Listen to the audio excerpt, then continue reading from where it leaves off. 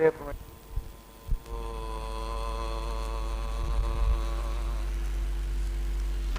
సభాయ నమః. మరువు మత్స్యపురాణంలో మత్స్యరూపుడై ఉన్నటువంటి శ్రీమన్నారాయణుణ్ణి సృష్టి విశేషాలు, ప్రళయకాలాది విశేషాలు అడగ్గా ఆయన దానికి తగినటువంటి సమాధానాన్ని చెప్పి, ముందుగా పురాణాలు బ్రహ్మదేవుడు విన్నాడని, అనంతరం ఆయన ముఖం నుంచి వేదములు బయటకు వచ్చాయని, ఆయన శరీరంలో ఉండే సంకల్పాలను బట్టి ఒక్కొక్క అవయవం నుంచి ఒక్కొక్కరు పుట్టుకొచ్చారని చెప్పాడు. కళ్ళల్లో నుంచి మృత్యువు పుట్టిందని, అంగజ అనే పేరుతో ఉండే ఒకనొక కన్య పుట్టిందని చెప్పగా, అప్పుడు మనువు ఆయనని ఇలా అడిగాడు, బుద్ధి కొడుకు మోహం అన్నావు, అహంకారానికి పుత్రుడు మనస్సు అన్నావు. అసలు ఈ బుద్ధి అంటే ఏమిటి, అహంకారానికి కొడుకైన మనస్సు అంటే ఏమిటి, అవి ఎటువంటివి అని అడగ్గా మత్స్యం సమాధానం చెప్పిందట. సత్వం రజస్తమశ్చైవ వగుణత్రయముదాహరం, సత్వం రజస్తమశ్చైవ గుణత్రయముదాహృతం, సమాన స్థితిరేతేషాం ప్రకృతి పరికీర్తిత. ఈ లోకం అంతా మూడు గుణముల వల్ల పుట్టింది, మూడు గుణాలతో నిండి ఉంది. ఆ మూడు గుణాలనే సత్వము, రజస్సు, తమస్సు. సత్వ రజస్తమో గుణాలు అంటారు. ఈ మూడు గుణాలు సమానంగా ఉంటే దానినే ప్రకృతి, అవ్యక్తము అని పిలుస్తారు. ఈ మూడు సమానంగా ఎవరిలో ఉండవండో. ఒక్కొక్కడిలో సత్వగుణం ఎక్కువ ఉంటుంది, అందుకే వాడిని మీరు తిట్టినా తొందరపడి కోపం ప్రదర్శించడు, తేలిగ్గా తీసుకుంటాడు. నిందా స్తుతి రెండు సమానంగా తీసుకుంటున్నాడు అంటే వాడిలో సత్వగుణం ఎక్కువ ఉంది. రజోగుణం ఎక్కువ ఉందనుకోండి, కొంచెం జరగమనండి, నన్ను జరగమంటావా, నువ్వు జరుగు అంటూ. సత్వగుణం వాడి కాదు అక్కడ వాడి ఉద్దేశం, వాడి బుర్రకి చురుకుతనం ఉండదు, ఏది అర్థమేదో ఓ పట్టాన. అన్నమేదో సున్నమేదో కూడా తెలియని ఒకనొక అజ్ఞాన స్థితే తమోగుణం అంటే. కూర్చున్న కొమ్మ నరుక్కునే మూర్ఖులంతా వాళ్ళే, ప్రధానంగా రాక్షసులంతా తమోగుణం. అందుకే వాళ్ళకి జ్ఞానం ఎక్కదు, మంచి ఎక్కదు, చెప్పినా వినరు వాళ్ళు. ఈ మూటి సమస్థితిని అవ్యక్తం అంటారు. ఈ మూడు గుణాలతోటే పరమాత్మ సృష్టి నడుపుతాడు. సృష్టిలోని పదార్థాలకి పరిణామము అని ఒకటి ఉంది. పరిణామం అంటే ఏమిటి, మార్పు. ఎప్పుడు ఒకే రకంగా ఉంటుందా? అగరత్తే వెలిగించినప్పుడు అంత పొడుగు ఉంది, క్రమక్రమంగా తగ్గిపోయి కాసేపు ఉన్నాక బూడి తప్పేం మిగలదాం. మన శరీరము కూడా అలాగే, ఇంత పుట్టాం అంత అయ్యాం, ఒక వయస్సు వరకు పెరిగినాం, అక్కడి నుంచి పెరగడం కాకుండా మళ్ళీ తరుగుతాం, క్రమంగా కనపడకుండా పోతాం. ఇది పరిణామం, మార్పు.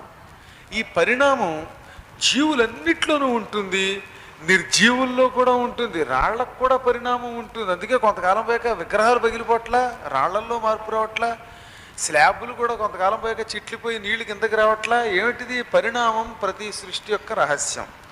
ఈ పరిణామం ఈ మూడు గుణాల వల్లే జరుగుతోంది. లయం పొందడం అంటే చివరికి మొత్తం అంతా నీళ్లలోనో కలిసిపోవడం, నాశనం అయిపోవడం జరుగుతుంది, అది కూడా ఈ త్రిగుణం వల్లే జరుగుతోంది. కదలిక ఈ త్రిగుణముల యొక్క లక్షణం. మనిషిలో కదలిక ఎలా వస్తుందంటే త్రిగుణాలు ఉన్నాయి కాబట్టి. అందుకే మీరు ఒక్కొక్కప్పుడు ఆనందం పొందుతారు, ఒక్కొక్కసారి ఏడుస్తారు, ఒక్కొక్కప్పుడు అసలు ఏముండదు, నిద్ర పొందుతారు, మెరుగు తెచ్చుకుంటారు, ఆకలి వేస్తోంది, ఆకలి వెయ్యదు. ఇవన్నీ ఈ త్రిగుణముల యొక్క లక్షణాలు.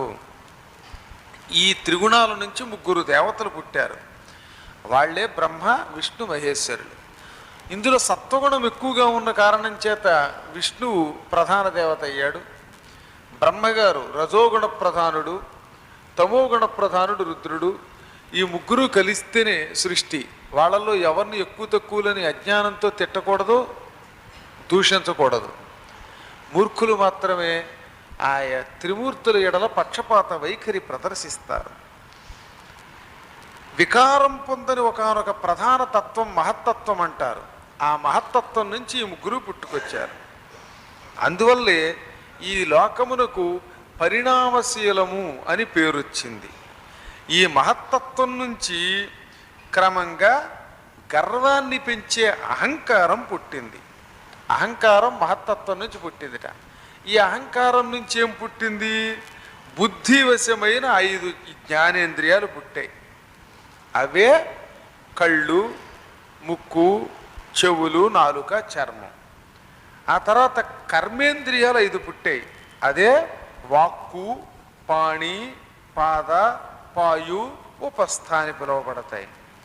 ఈ కర్మేంద్రియాలు జ్ఞానేంద్రియాలని వరుసగా ఏమంటారంటే శబ్ద రూప రస స్పర్శ గంధాలు అంటారు. ఒక్కొక్క దానికి ఒక లక్షణం, పంచభూతాల నుంచి పుట్టుకొచ్చాయి. దీనినే సాంఖ్యశాస్త్రము అని కపిలుడు పేర్కొన్నాడు. ఒక్కొక్క 5 ఇంద్రియాలు పుట్టాయి.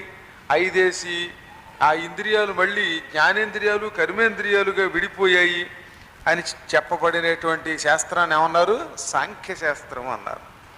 క్రమంగా పరమేశ్వరుని సృష్టి సంకల్ప ప్రేరణ వల్ల మనస్సు అనేది పుట్టింది. ఈ మనస్సే ప్రతి వాడికి ఒక స్వభావాన్ని కలగజేసింది. ప్రకృతి అంటే స్వభావం.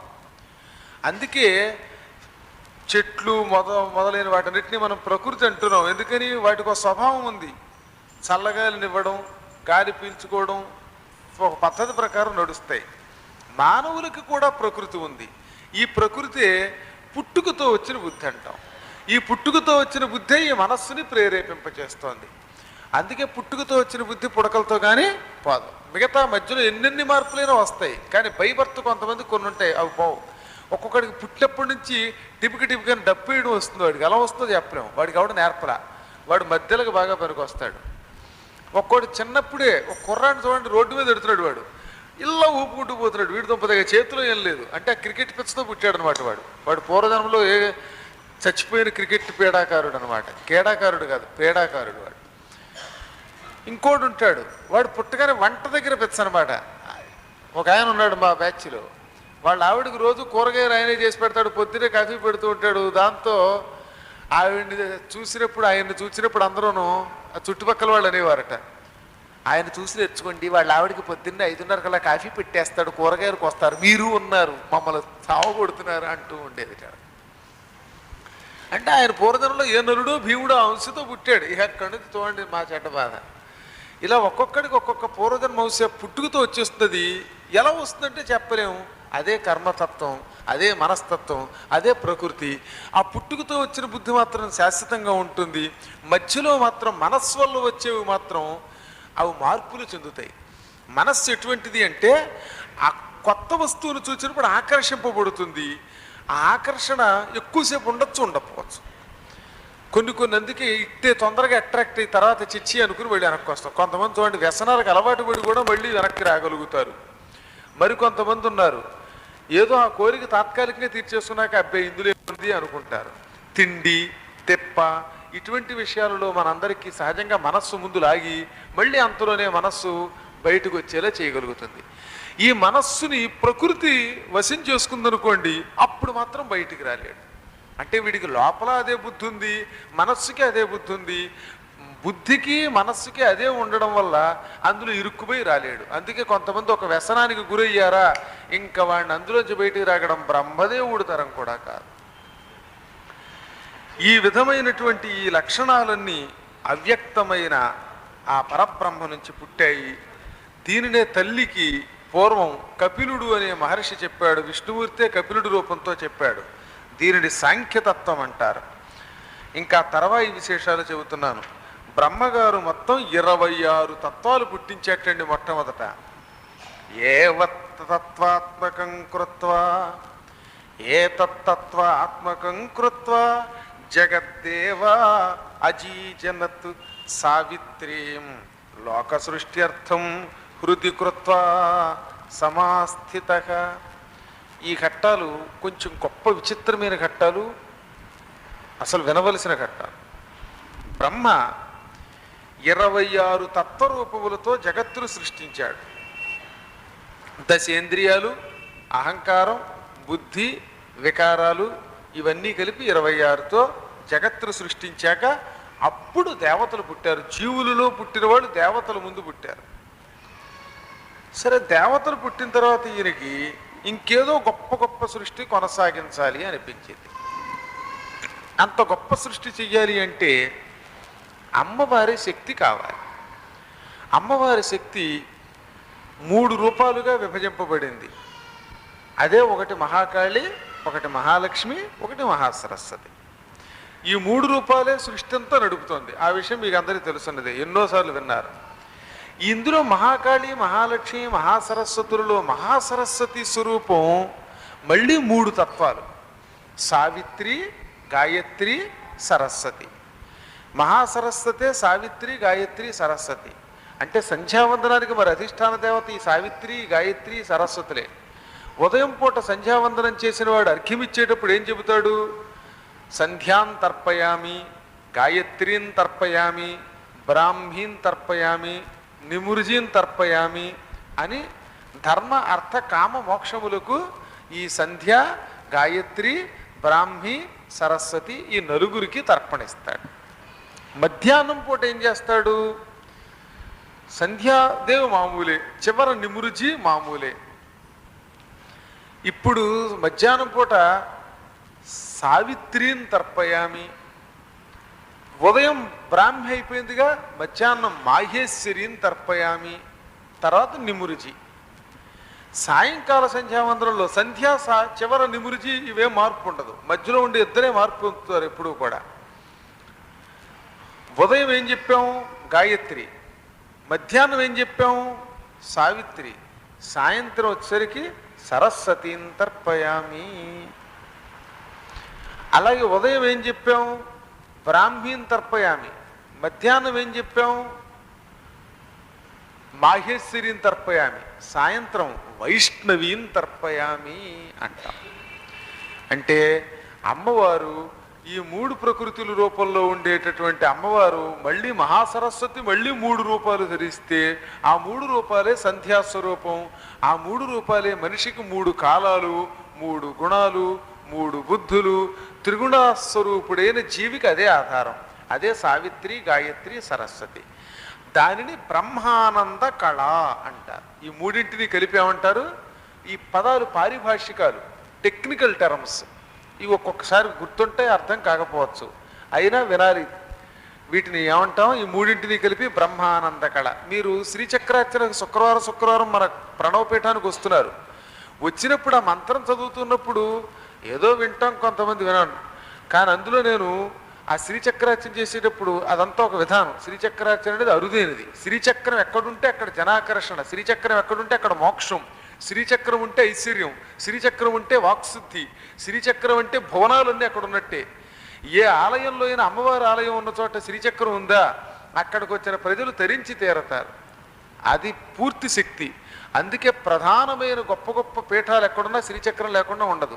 ఆ శ్రీచక్ర అర్చన చేసేటప్పుడు దేవీ ఉపనిషత్తు, మూలమంత్రం, త్రిశతి, గురుస్తోత్రం, బహురుచోపనిషత్తు, త్రిపురోపనిషత్తు అనే కొన్ని ఉపనిషత్తుల్ని కలిపి సంపుటీకరణతో ఉపాసన చేస్తారు.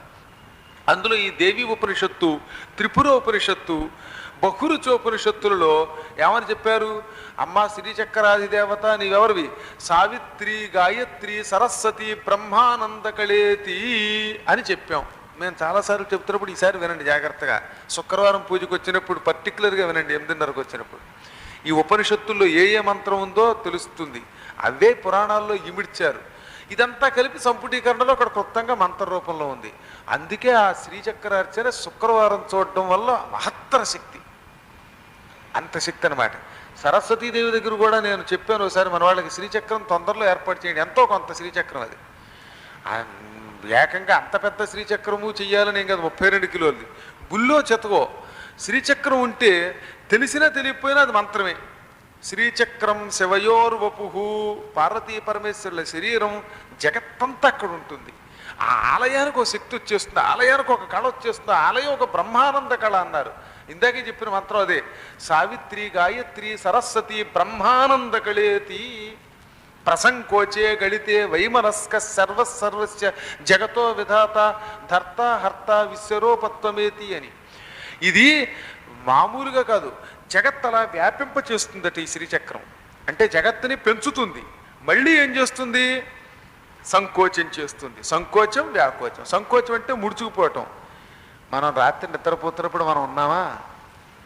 మన మనస్సు అంతా సంకోచమైంది. మళ్ళీ మెలకువ రాగానే ఈ ప్రపంచమంతా మన ముందుకు వచ్చేస్తుంది.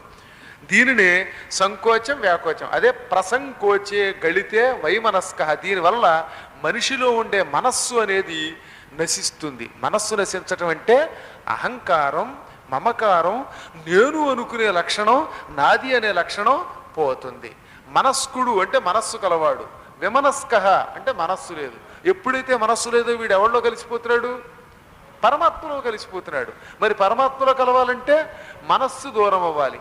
మనస్సు ఉన్నంత వరకు మన బుద్ధి పోదు. ఇది నా కారు, ఇది నా సీటు, ఇది నా సెల్లు, ఇది పట్టుకుపోకండి ఇప్పుడు అలాగే. అంచేత ఎవడికి వాడికి ఆ మనస్సు ఉన్నంత వరకు ఇది నాది అనిపిస్తుంది. ఈ మనస్సు ఎప్పుడు పోతుంది? నిరంతరం ఆ బ్రహ్మానంద కళలో లీనమైతే. ఒకేసారి వస్తుందా? రాదు. అభ్యాసాతిశయజ్ఞేన. అందుకే మనకి లలితా సహస్రనామాలు ఏం చెప్పారు? అభ్యాస అతిశయం వల్ల వస్తుంది అమ్మవారి యొక్క ప్రసంగతి, అమ్మవారి అనుగ్రహం. అందువల్ల ఇక్కడ ఏమని చెప్పారు? అటువంటి అత్యద్భుతమైన సావిత్రీ తత్వం ఉంటేనే సృష్టి చెయ్యగలడు. బ్రహ్మగారికి కూడా సృష్టి చేయాలంటే మహాసరస్వతి కావాలి. ఆ మహాసరస్వతి ఒకే రూపంలో ఉంటే తట్టుకోలేడు ఆయన. అందుకే అమ్మవారిని 3 రూపాలు చేసుకుని ప్రార్థించాడు. సావిత్రి, గాయత్రి, సరస్వతి. ఈ ముగ్గురు ఆయన భార్యలే. మీకు తెలుసో లేదో. మనం చేసే గాయత్రి అధిదేవతకి ఎవరు భర్త? బ్రహ్మగారే. సరస్వతికి ఆయనే, సావిత్రికి ఆయనే. నిజానికి ఈ ముగ్గురు ఆయన కూతుళ్ళు. ఈ కథ ఇప్పుడు చెబుతూ ఉంటే మీకు వెర్రెక్కుతుంది. ఆశ్చర్యం, సృష్టి రహస్యం ఏమిటో తెలుస్తుంది. అప్పుడు ముందుగా మనం చెప్పుకుందాం. మహాసరస్వతిలో ఒక భాగమైన సరస్వతిని, సావిత్రిని తన మనస్సులో పెట్టుకుని ధ్యానం చేశాడు. అప్పుడు ఆయనకి సమాధి అంటే ప్రపంచాన్ని మర్చిపోయాడు. సమాధి అంటే ఏమిటి? మనం ఒక వ్యక్తిని తీసుకెళ్ళి పూడ్చిపెట్టాక వాడు బయటికి రాగలడా? ఇక రాడు. వాడు అందులో విశ్రాంతి తీసుకుంటాడు. మనం బతికుండగానే కళ్ళు మూసుకుంటే ప్రపంచాన్ని మరిచిపోయి చచ్చిన వాడు అడుగున ఎలా ఉంటాడో అంత స్థితిలో ఉండగలగాలి. మనం కాసేపు కళ్ళు మూసుకుని జపం చేస్తుంటే పక్కవాడు ఉన్న కదిపాడు దౌర్పాకాడు, కదుపుతావు ఎందుకు అని తీడతామండి. అంటే మన మనస్సు పరిపక్వం చెందల, మన మనస్సు సమాధి స్థితిలో లేదు. కానీ జపం చేస్తున్నప్పుడు ఎవడు కదల మెదలకుండా తన మనస్సుని సంపూర్ణంగా తాను పూజించే భగవంతుని మీద లగ్నం చెయ్యగలుగుతాడో వాడు సమాధి స్థితుడు. అదే సమాధి అంటే ఏమిటని అర్జునుడు అడిగితే అప్పుడు అర్జునుడికి కృష్ణుడు చెప్పింది అదే. నువ్వు కూర్చుని కళ్ళు మూసుకుని ఏ దేవతను ఆరాధిస్తున్నావో ఆ ఆరాధనలో నీ మనసు కలిసిపోవాలి. అప్పుడు నువ్వెవడవో తెలియదు. నిన్ను గెంటినా కదలవు, పడిపోతావు అంతే. అందుకే కొంతమంది ధ్యానంలో ఉన్నప్పుడు తోస్తే ఇలా పడిపోతారు తప్ప లేవరు. గబుక్కులు లేస్తే మాత్రం చాలా డేంజర్. అప్పుడు వాళ్ళని అనవసరంగా లేపకూడదు. అందుకే జపనిష్టల్లో ఉన్న వాళ్ళని బలాత్కారంగా లేపకూడదు. కాళిదాసు జపం చేస్తున్నట్టు ఒకప్పుడు. కాళిదాసు గారు చాలా గొప్పవాడు. జాగ్రత్తగా వినవలసిన కొన్ని మంచి మాటలు ఇవి. మహత్తరమైన అత్యద్భుతమైన విశేషాలు. కాళిదాసు గారి గురించి అందరికీ తెలియదు. ఆయన సరస్వతి అపరావతారం, సరస్వతికి మారు రూపం. ఆయన్ని బతికున్న రోజుల్లో కొద్దిమందే గుర్తించారు. నన్ను మీలాంటి కొద్దిమందే గుర్తించినట్టుగా ఆయన్ని కూడా గుర్తించడం కొంచెం కష్టమైందిట. భోజరాజు లాంటి వాళ్ళు గుర్తించారు.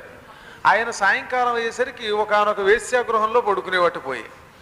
ఓ రోజున ఆ ఊళ్ళో ఒక బ్రాహ్మణ అగ్ని హోత్రుడని పేరు కలిగిన వాడు తద్దినం పెట్టాలనుకున్నాడు. తద్దినానికి మంచి భక్త కావాలి. దౌర్భాగ్యుడు, పనికి మాలినవాడు, క్షుద్రుడు, అల్పుడు ఇలాంటి వాళ్ళందరినీ భక్తులుగా పిలవకూడదు. సరైన భక్త కావాలి. అందుకని ఊళ్ళో గొప్ప యతి ఉన్నాడు. ఆ యతీశ్వరుణ్ణి పిలిచాడు. ఏమండి యతీశ్వర, మీరు భోజనానికి రండి. యతి వస్తే చాలా గొప్పది. బాగానే ఉంది. రెండో వ్యక్తి ఎవరు అని అడిగాట. రెండో వ్యక్తి గురించి నాకు తెలియకే మీ దగ్గరికి వచ్చానండి, మంచి వ్యక్తి ఉంటే చూపించండి ఇద్దరు భక్తులకి అన్నట్ట. అంటే రెండో ఆయన మన కాళిదాసు అని ఒక కవి ఉన్నాడు, ఆయన పిలిస్తేనే వస్తానన్నట్ట. సత్యమండి బాబు, మిమ్మల్ని రమ్మని పిలిచాను, మీరు వస్తానన్నారు. తీరా ఇప్పుడు కాళిదాసు అంటారు. ఆయనేమో తాగుబోతని కొందరన్నారు, వేశ్యల ఇళ్లలో ఉంటాడన్నారు, కవిత్వం రాస్తాడన్నారు. ఏదో ఆయన గురించి రకరకాలుగా చెప్పుకుంటూ ఉంటారు. మనుషులకి ఏముంది, అదిగో పులంటే ఇదిగో తోకంటారుగా. అలాంటి దౌర్భాగ్య స్థితిలో ఉన్నటువంటి కాళిదాసుని ఏమిటి భక్తగా పిలవడం ఏమిటని ఆయనకి బెంగ వచ్చింది. కర్మ కాలిపోయిందని. సరే ఎత్తి పిలిచాడు కదా, తప్పదు కదా. మారు మాట్లాడకుండా కాళిదాసుని ఎందుకు ఏమిటని అడగకుండా పిలువు అన్నట్ట. శిష్యుడిని వెంట పెట్టుకుని ఇంత కర్మగారి ఈ కాళిదాసుని పిలవమన్నాడు ఏమిరా ఈయన అనుకుంటూ కాళిదాసు ఎక్కడున్నాడని అడిగితే వేశ్యావాటికలో 4వ స్ట్రీట్లో ఉన్నాడు అన్నారట. ఈయన వెళ్ళగానే అందులో ఉన్నవాళ్ళు ఓ రెండోయ్ రెండోయ్ పంతులు గారు అంటున్నారట. ఓరి నీ తొంప తెగ నా కర్మగాలి ఈ వీధిలోకి వచ్చాను అనుకున్నాడు ఈయన. సరే మొత్తం మీద వీళ్ళగా ఒక ఇంట్లో ఉన్నారని తెలిసింది. ఆ ఇంట్లోంచి ఒక సుందరీమణి బయటకు వచ్చింది. ఎవరు కావాలంటే కాళిదాసు గారు. ఆయన అప్పుడే ఎక్కడ లేస్తాడండి, 9ంటికి కానీ నిద్ర లేవరండి అన్నారట. 9ంటికి నిద్ర లేచేవాడిని పోక్తగా పిలవడం ఏంటని మళ్ళీ తిట్టుకున్నాడు ఈయన. సరే 9 గంటల దాకా అక్కడే కూర్చున్నాడు. కాళిదాసు గారు నిద్ర లేచాడు, కళ్ళు నులువుకుంటూ అలాగే మొహం కడుక్కోకుండానే వచ్చి ఏం కావాలండి అన్నట్ట.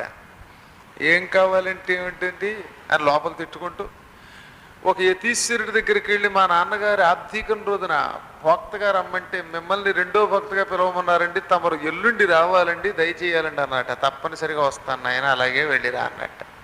తమరు మర్చిపోకండి 9ంటికి లేచి మర్చిపోయారంటే అడవుల్లో ఏమన్నా తింటే ప్రమాదం, దయచేసి ఏం తినకుండా రండి అన్నట్టు. అలాగే నాయన మర్చిపోలే అన్నట్టు. సరే ఎల్లుండి వచ్చింది. ఈ యతిగారు పొద్దున్నే వచ్చి స్నానం చేసి కూర్చుని జపం చేశారు. ఈయన కదలడాయి.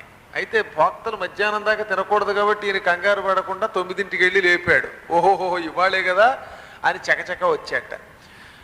నేను వచ్చేసరికి వేడి వేడి నీళ్లు గుండిగలు కొద్దీ మరగబెట్టి పెట్టండి స్నానం చేస్తానట. కొంతలో కొంత నీ దుంపదగా నీ మురిగంతా వదిలించుకొని ఆ పెరట్లోనే వదిలించుకో అదంతా అనుకున్నాడు ఈయన. ఓ 10-12 గుండిగలు వేడి నీళ్ళు పెట్టించాట.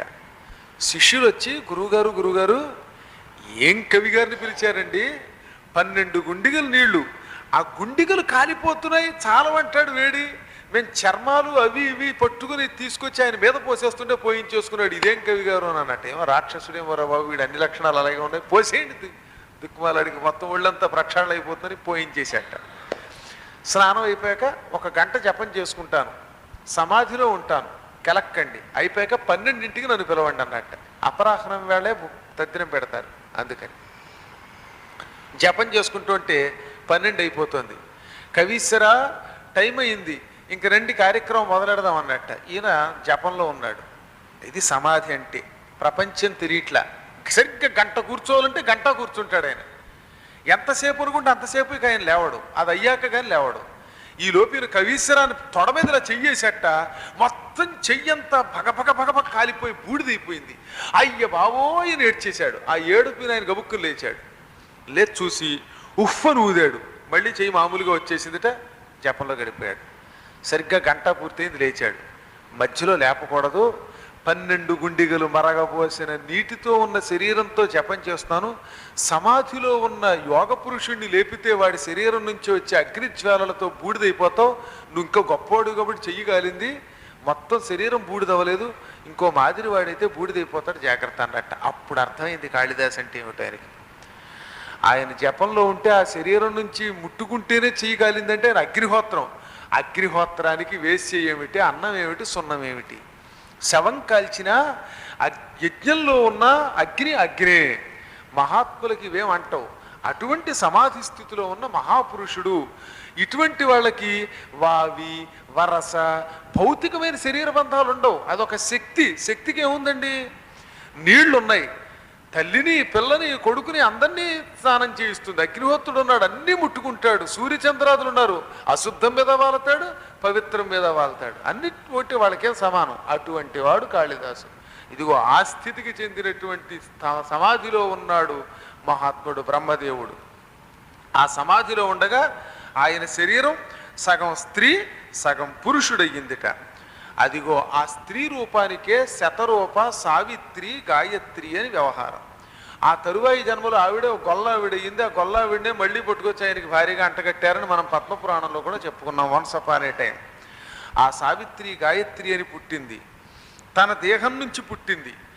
ఆవిడ శరీరం నుంచి బయటకు వచ్చింది కాబట్టి నిజానికి కూతురు. ఆ కూతురు పరమ సౌందర్యవతిగా ఉంది. తామర పువ్వుల్లో ఉన్నాయి కళ్ళు. మహాద్భుతంగా ఉన్నది ఆమె యొక్క ముఖం. ఆవిర్భూత మథో వక్త్రం దక్షిణం పాండుగండవత్. ఆ శరీరము నుంచి పుట్టిన ఆవిడ తెల్లని రూపంతో ఉంది. సరస్వతి రూపం ఎంత తెల్లగా ఉంటుంది. ఆవిడ ఎలా చెప్పారు మనకి, యా కుందేందు తుషారహారధవళా యా శుభ్రవస్త్రాన్వితా యా వీణావరదండమండితకరా యా శ్వేత పద్మాసనా యా బ్రహ్మాచ్యుత శంకర ప్రభృతిభిర్దేవైః సదా పూజితా సా మాం పాతు సరస్వతి భగవతీ నిశేష జాడ్యాపకా.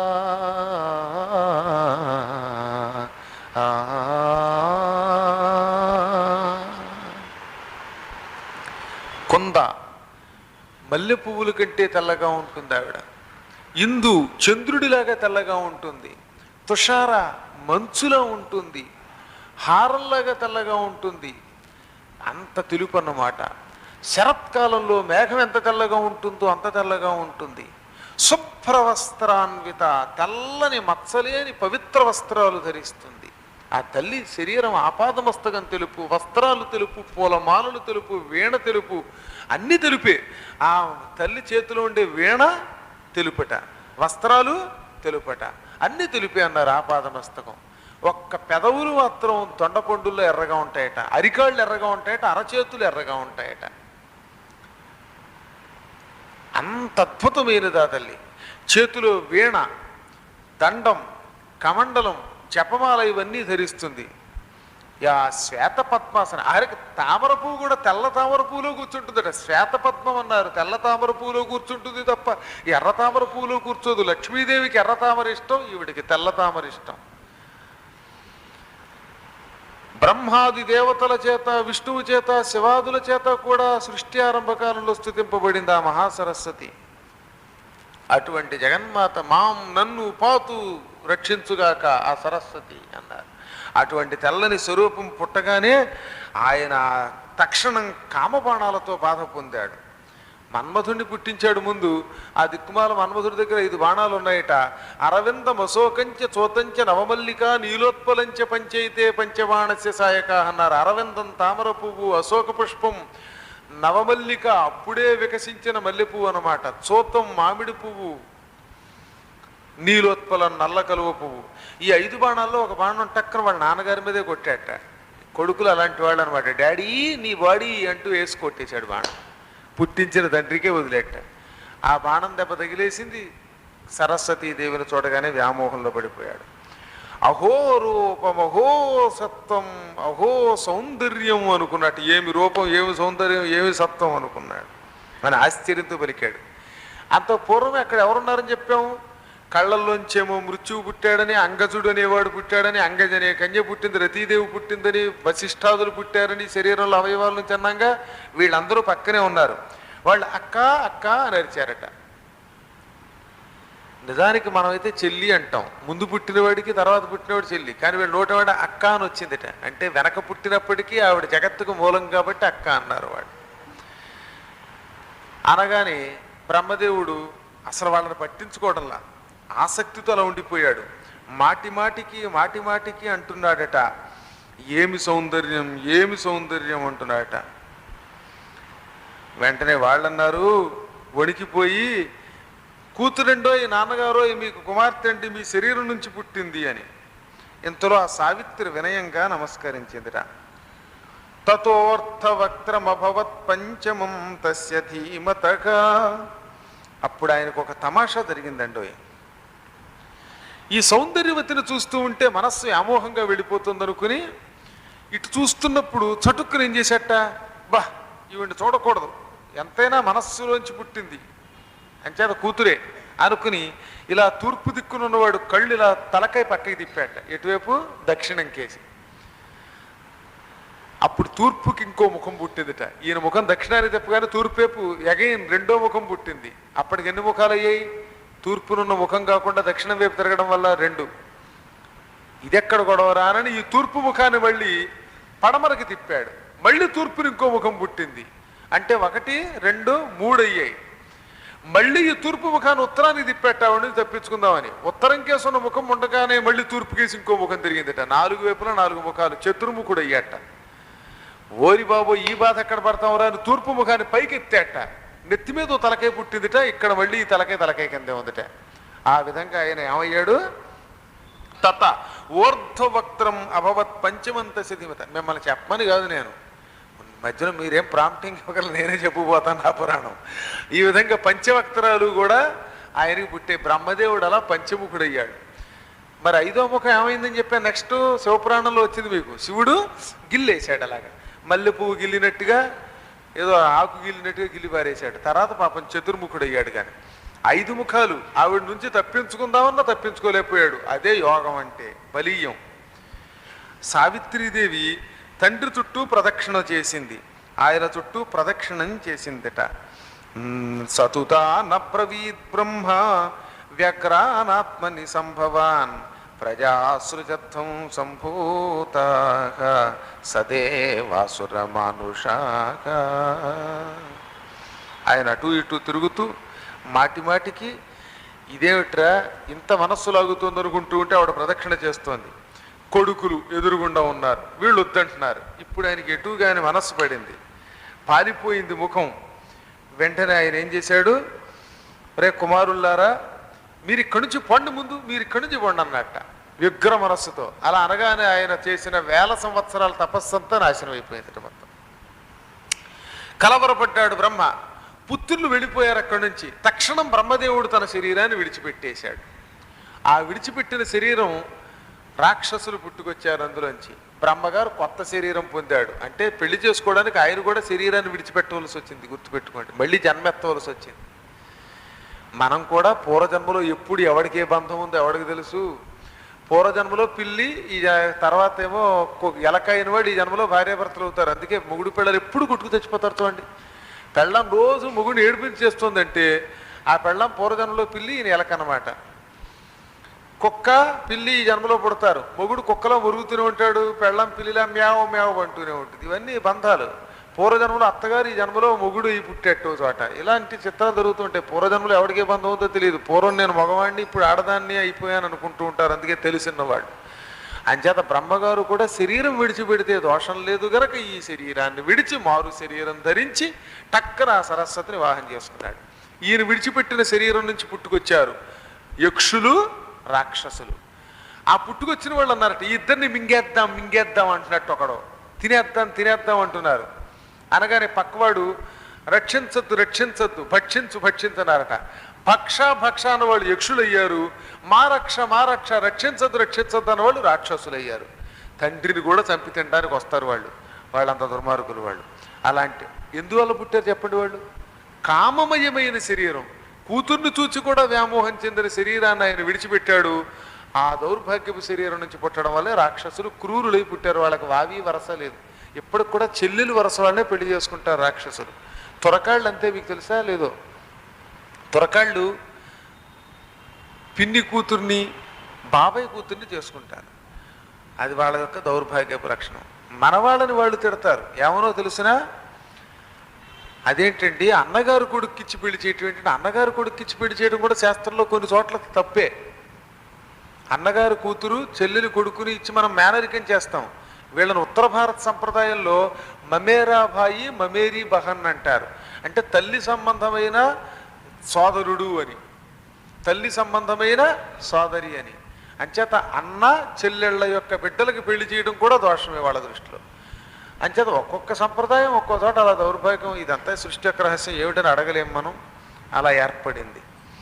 ఆ తర్వాత మరీచి మొదలైనటువంటి ఋషులంతా ఈ కామము తల్లిదండ్రులు అనేటటువంటి వాళ్ళను కూడా పట్టుకుంటుంది, సృష్టికర్తలను కూడా పట్టుకుంటుంది. ఇందులోంచి బయటపడాలంటే మనం చేయవలసింది ఒకటే, నిర్వికారమైన మనస్సుతో కఠోర తపస్సు చేయడమే. మనస్సుని మరలించుకోవడానికి ప్రయత్నం చేయడం తప్ప ఎంతకు మించి మనం చేయగలిగేది లేదు.